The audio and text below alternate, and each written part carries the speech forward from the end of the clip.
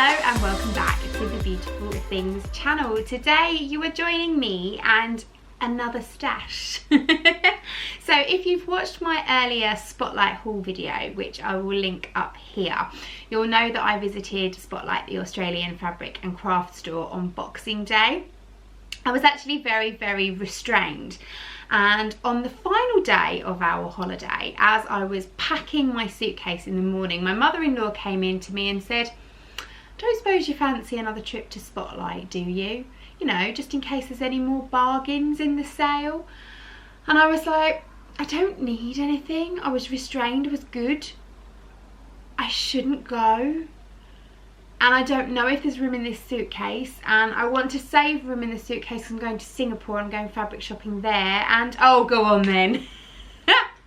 So off we went, and as you can see, I wasn't quite so restrained. I also have another little purchase that I'm going to put into this video because it doesn't need its own video, but this was something else that I purchased while I was in Australia. So let's get cracking with the fabric first. So I went for things that I didn't necessarily need. In fact, I went for things that I didn't need. I went for things that I liked, and because the sale was still on, there was 40% off the majority of all fabrics. So let's start with this beautiful quilting cotton. It's absolutely gorgeous. I'm hoping I can zoom in on it now. You'll see it's kind of a watercolour effect on a black background.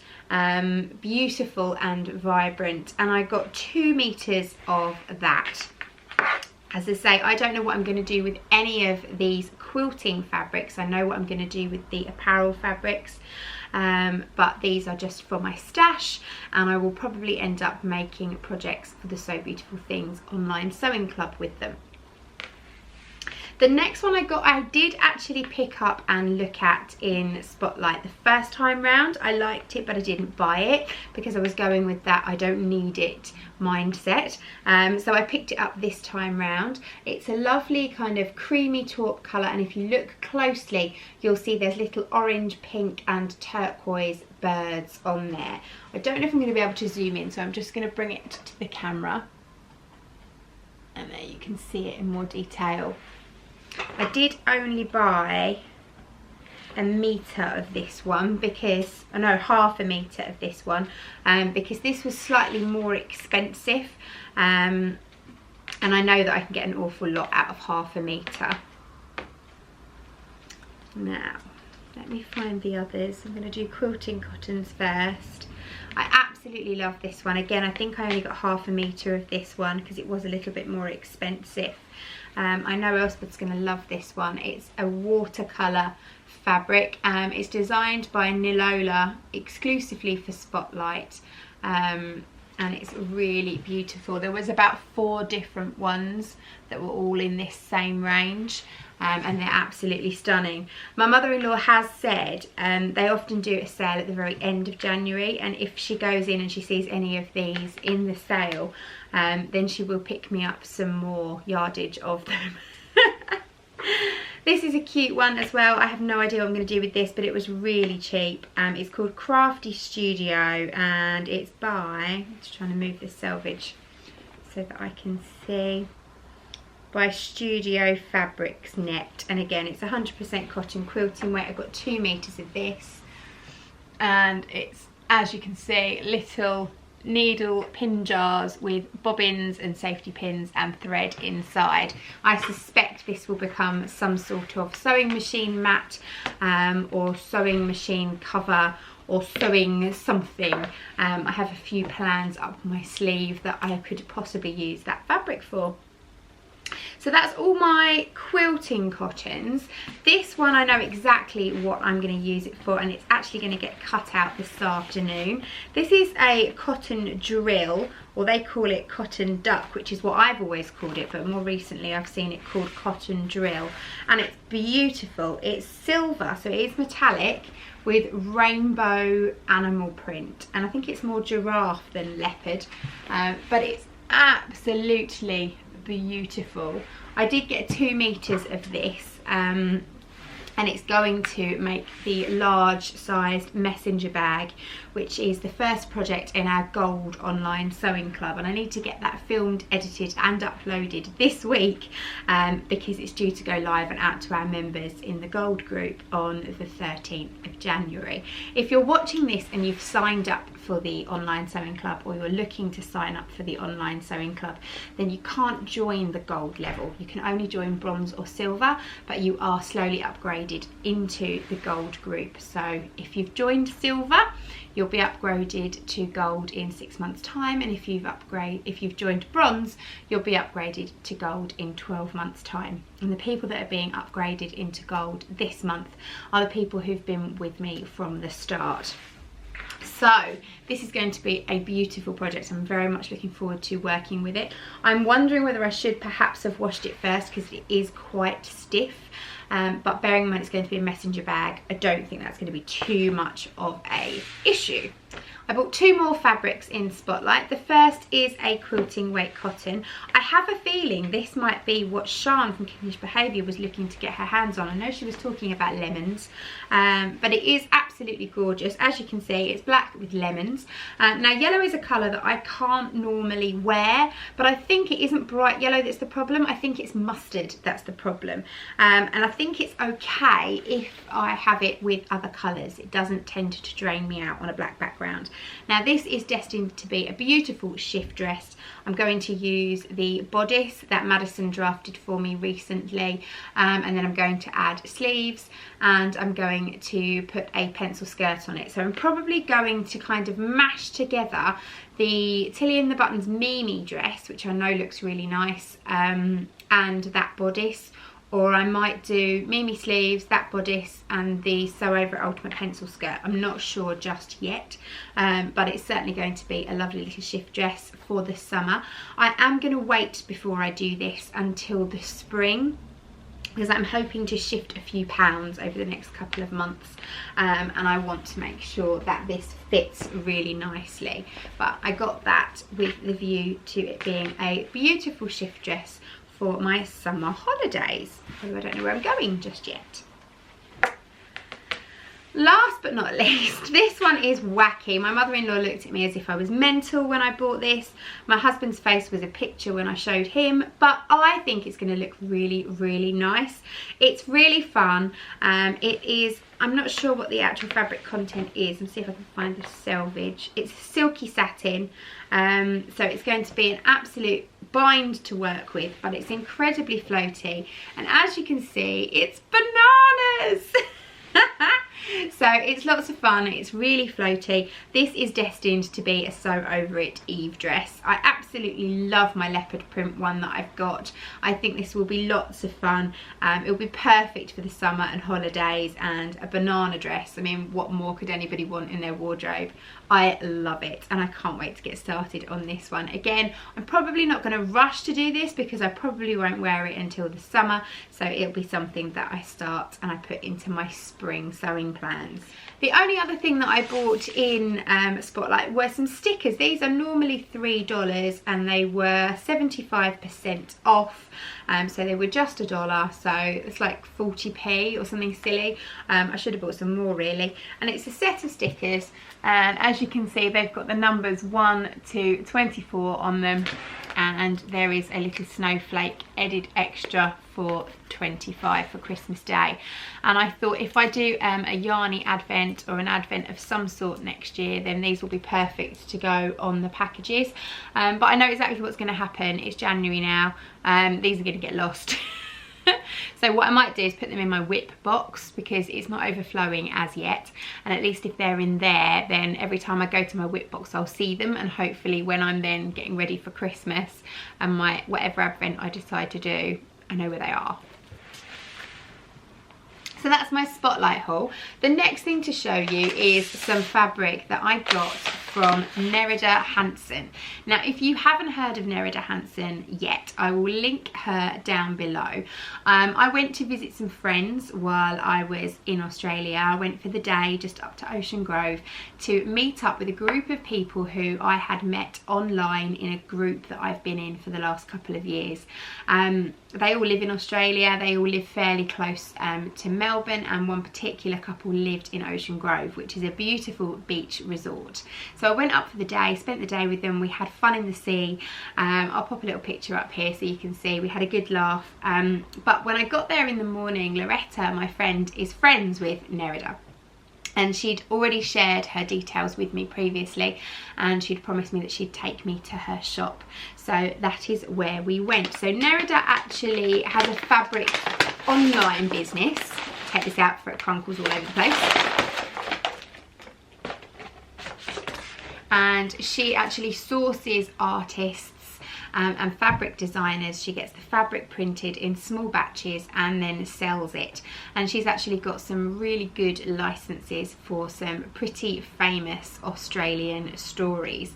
I don't know if you've heard of the Gumnut Babies, but it's by an author called May Gibbs. And it's a beautiful story. I had a copy of the book when I was a child that my uncle got me. And she's actually got the license for the the Gumnut Babies, sorry. So she's, yeah, pretty high up in the Australian fabric world. She has a shop which is where she dispatches all of her online orders from, but therefore has a little shop front that you can go into and you can purchase the fabric directly from her. So I got 2 pieces while I was there. So the first one is absolutely beautiful. I would have liked this on a cotton. She does 3 types of fabric. She does a linen cotton mix, she does a 100% cotton, and she does a cotton sateen. But they only had it on the linen cotton. So again, I don't really know what I'm going to do with this. I haven't got a clue. I might make a top or something. But you can see it's beautiful. It's really Australian. It's got these lovely sulphur crested cockatoos on it, and then all of the wattle flower, or the bottle brush flower on it, and it's just gorgeous. I'm particularly fond of sulphur crested cockatoos. When I first visited Australia when I was 9 years old, my uncle's family had one called Fred that they used to keep in a tree. He couldn't fly, and he was so lovely, and he was just like a pet, but he lived outside in the trees, and you could go up to him with a broom, hold the broom handle up into the tree, and he would walk down the broom handle and come and sit on your shoulder. And I used to cart him around all over the place, and he would dance for you. You could say, dance for me, and he would, no, I'm not going to do it, here I am. He'd go, dance cocky dance. He was absolutely fantastic. I loved him. I think he's long gone now, obviously. I'm 30 odd years older than that, but safe place in my heart for the old sulphur crested cockatoo. So I love this fabric. This is 1.5 meters. As I say, I have absolutely no idea what I'm going to do with it, but too pretty not to buy.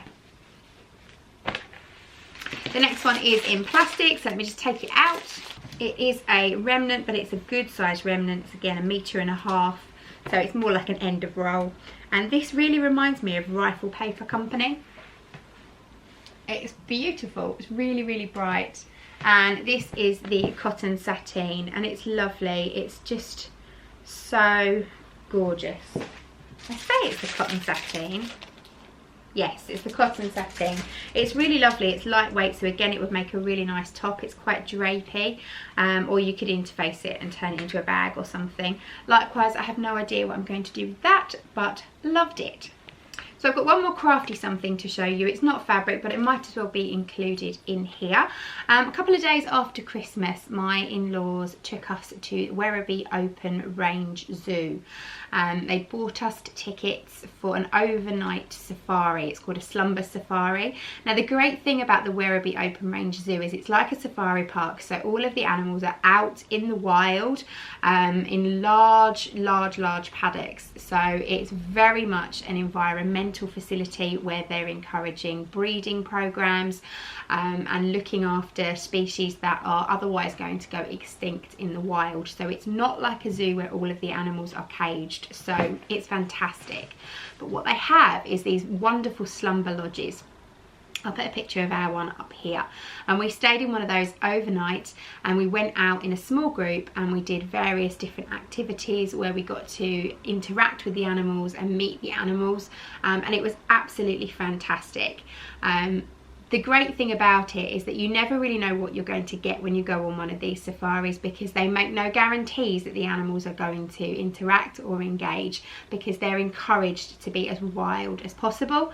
But obviously they do have to do regular checks on them, they have to give them any medication and things like that. So there are times when the animals are brought into pens where they can be checked over, they can be given special food or medication or anything else that they may need before being let back out again. And at that occasion, that's when they introduce you as a group of people to the animals. So on the first day we met the rhinos. They were having some medication, we got to go up, we got to pat the rhino, which was amazing, and have a picture taken. It was all done very quietly, very quickly, so as to not upset or pester the animal in any way, shape or form. And then the next day, which was just amazing, I absolutely love hippos, and in the morning we got to have breakfast with the hippos. So the hippos had all been got out of their enclosure and out of the water. They were all in, ready to have their teeth checked, which is an amazing job. They're all trained, they're all clicker trained, so although they're out in the wild, every day they interact with their keepers so that they can obviously check up on them and make sure that they're healthy and happy. So when they're clicker trained, they open their mouths wide and they can go in and they can check around the hippo's teeth. So we were there having breakfast with the hippos, which was absolutely amazing. They were literally 1.5 meters in front of me, an experience that, you know, I couldn't have got anywhere else. But what they also do at the zoo, as well as obviously encouraging the regrowth of animals and combating extinction, is they have a program called Beadworks Kenya, and they work very closely with groups of women in Kenya who make these beautiful beaded items. Now this is a little Christmas decoration that I bought. You can see it's a little star, it's got a little pendant on it. It's all been hand beaded onto wire, but they also make jewelry and sculptures and animals and all sorts of things, and they're then brought over to Australia and they're then sold at the open range, and obviously some of the money goes back to the women and helps them to pay for their lives and their houses and their home and water and whatever else that they need. They call it an ethical enterprise supporting women, wildlife, communities and conservation. It says, by purchasing this high quality glass bead product, you're investing directly in helping to secure a sustainable future for significant areas of northern Kenya, for wildlife, for people and for the environment. Beadworks creates conservation linked economic opportunities for pastoralist women, translating their traditional skills into much needed income. And I thought that was really lovely. There's so many beautiful things you could have bought, but I decided I would get a little Christmas decoration for my tree. And I really love being able to support a crafty project, which is absolutely super. You'll see, actually I'll pop another picture here, while we were in the zoo they have an area where they talk about how Beadworks works and how they're working with the women to create stuff, and they have set up kind of like a mini sewing studio because there's obviously other crafty things that they do with them. So my mother-in-law and I obviously had to pose with the beautiful Singer sewing machines, so I'll pop that picture up there too. So pretty crafty trip considering I was only there for 10 days. I hope you've enjoyed seeing my haul and all the bits and bobs that I have purchased. I will be back with you again soon to show you what I bought in Singapore. So thank you very much for watching. I will see you all again soon. Bye!